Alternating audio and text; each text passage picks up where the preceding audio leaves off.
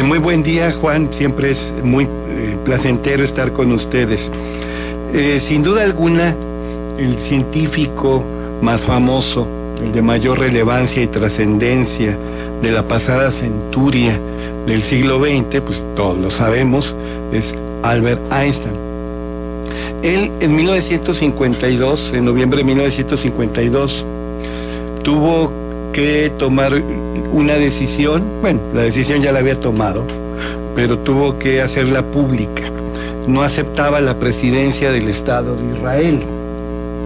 Había muerto Chaim Weizmann, el primer presidente del Estado de Israel, fundado en 1948, y este mismo Weizmann había dicho que el judío vivo, de mayor peso específico, de mayor relevancia histórica y trascendencia, pues sin duda alguna era el padre de la teoría de la relatividad, el pionero del campo unificado, el ganador del premio Nobel en 1921 por la ley del efecto fotoeléctrico, Albert Einstein, que en ese momento trabajaba para el Departamento de Estudios Avanzados en Física de la Universidad de Princeton. Conservaba la nacionalidad suiza, había dejado de ser alemán desde antes de que los nazis tuvieran plenamente el poder, y también se había naturalizado norteamericano, estadounidense pues. Einstein dijo que no se sentía capacitado, que no tenía ni la aptitud natural ni la experiencia necesaria para ejercer un oficio que implicaba relaciones humanas, que implicaba mucho contacto con las personas y asumir con la mayor propiedad posible funciones oficiales. Ciertamente, el presidente del Estado de Israel no es el encargado de las acciones gubernamentales, es el primer ministro de Israel. El presidente del Estado de Israel es jefe de Estado. El jefe de gobierno efectivo es el primer ministro, pero de todos modos, por protocolo, era inherente al ejercicio de su alta magistratura, pues mucho contacto con las personas. Alguien le dijo, pero si usted vive en el estudio, en la investigación, en la ciencia más exigente, en los problemas más abstrusos, más complejos de la ciencia. Él dijo, eso es nada comparado con la complejidad de las relaciones humanas. No soy apto.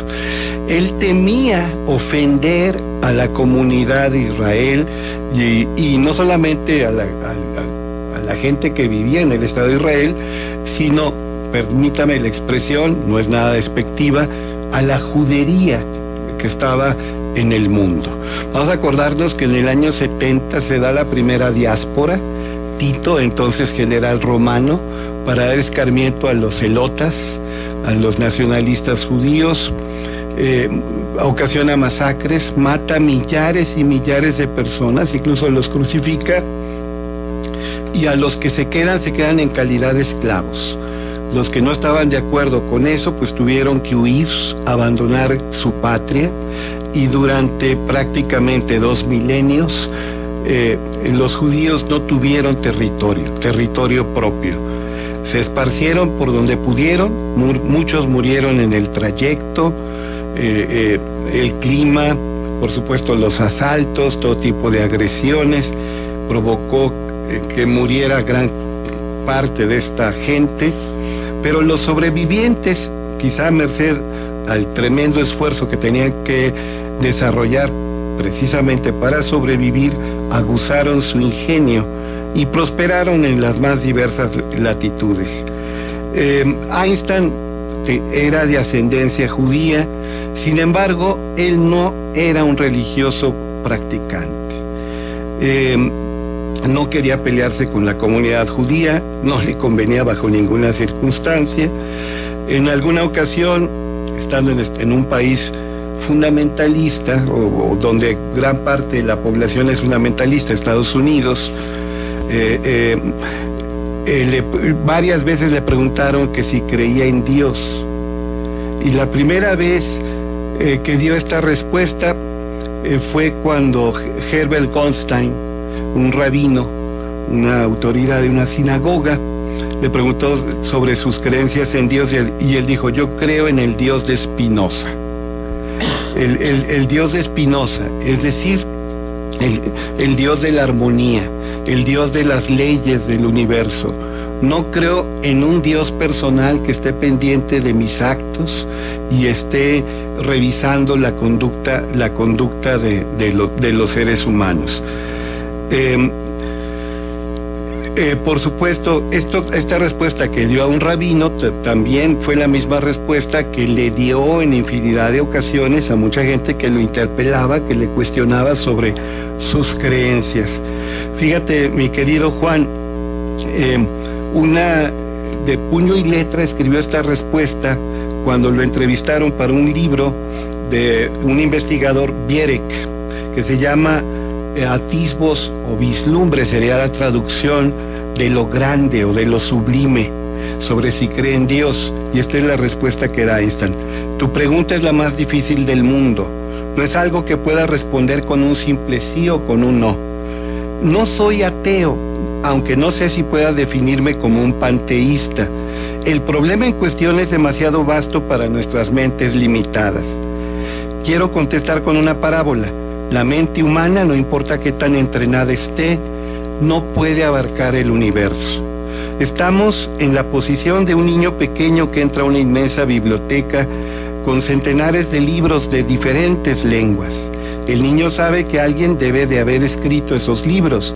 No sabe cómo, no sabe quién, no entiende los idiomas en los que esos libros fueron escritos. Pero el niño percibe un plan definido en el arreglo de los libros, se da cuenta que tienen un orden misterioso, aunque no lo comprende, solo lo sospecha.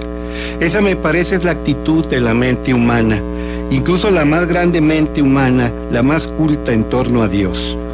Vemos un universo maravillosamente arreglado que obedece ciertas leyes, pero apenas entendemos esas leyes. Nuestras mentes limitadas no pueden aprender la fuerza misteriosa que mueve a las constelaciones.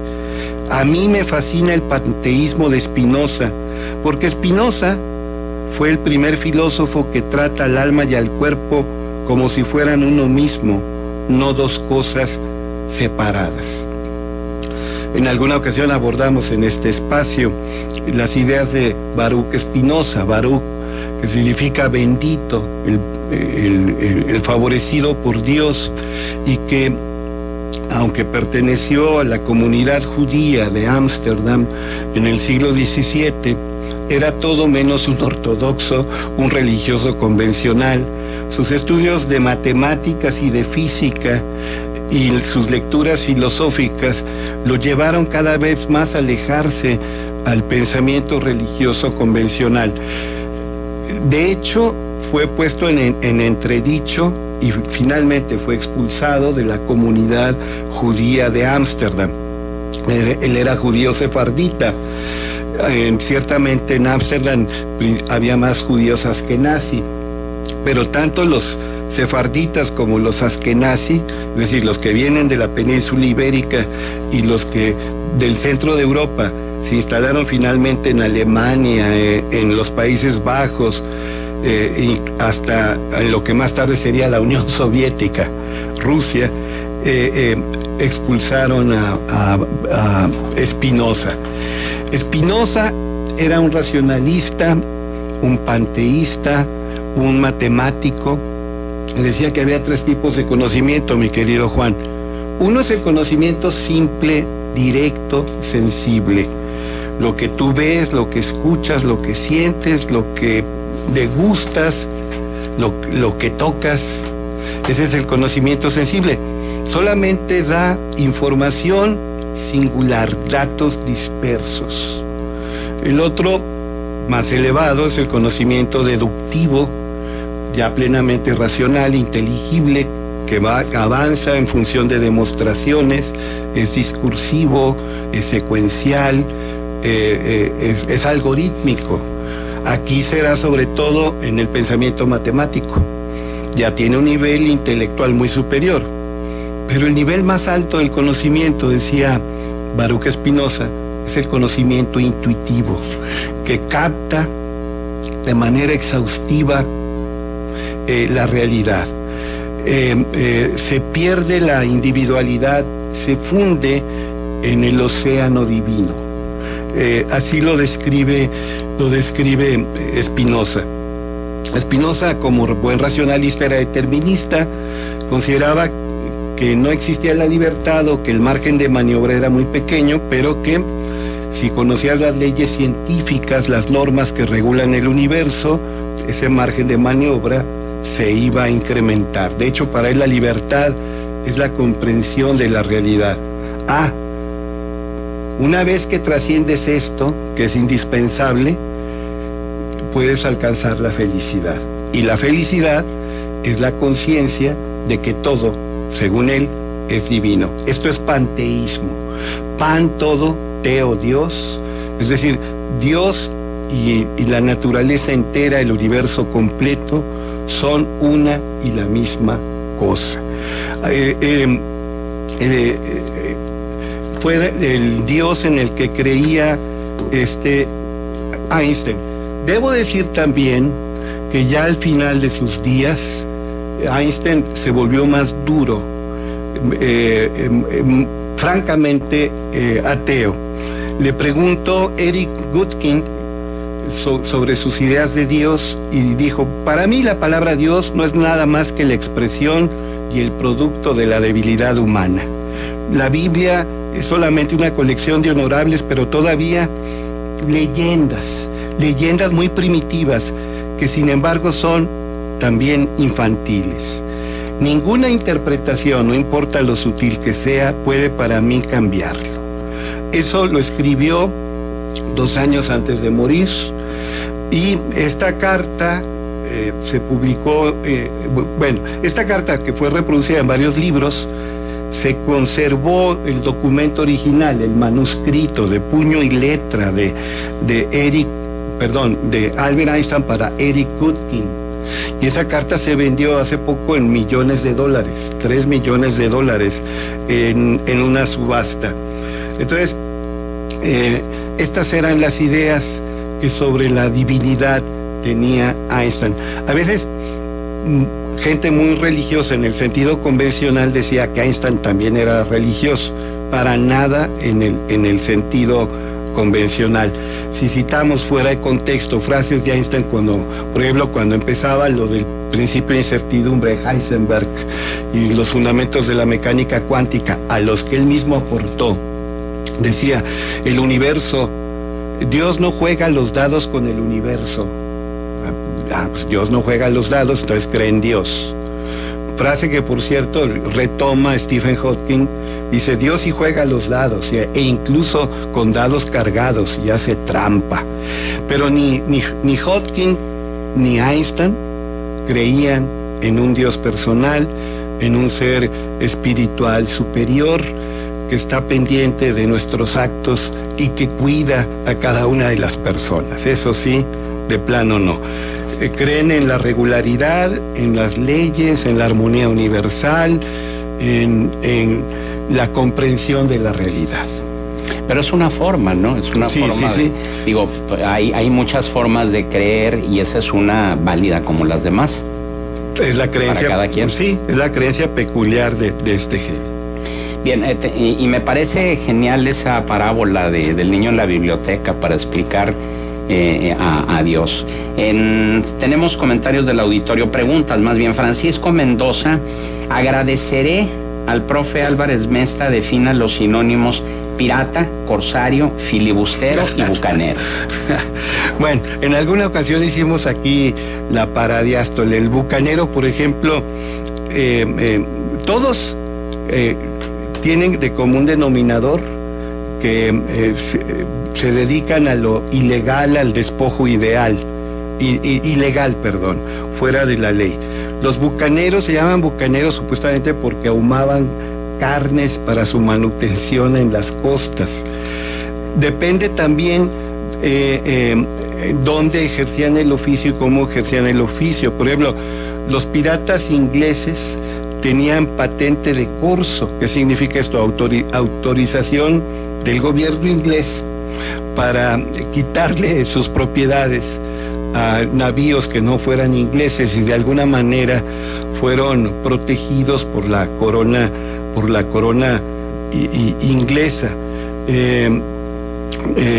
¿Cómo se llama? Los filibusteros, tengo entendido que eran piratas, pero de cabotaje. ¿Qué significa esto? Que no se alejaban mucho de las costas. Siempre estaban sus barcos navegando en las mismas regiones, no muy lejos de las costas. Entonces, pirata en aquellos tiempos era un marino que se apropiaba de riqueza que no era la suya. Ahora tenemos por pirata el que hace copias ilegales y lucra con ello, ¿verdad? ¿Y el corsario era de Córcega? Sí, te digo, es el que tiene patente de corso. Bueno, es que decías pirata. No, pirata es el término común. Digamos. Correcto. El pirata incluye al filibustero, al bucanero y al corsario. Sí. Bien.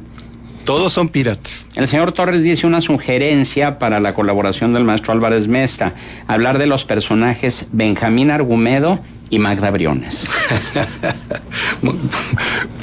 Hay mucha diferencia en el tiempo y en la calidad de las personas y el oficio que cada quien tenía, que tiene.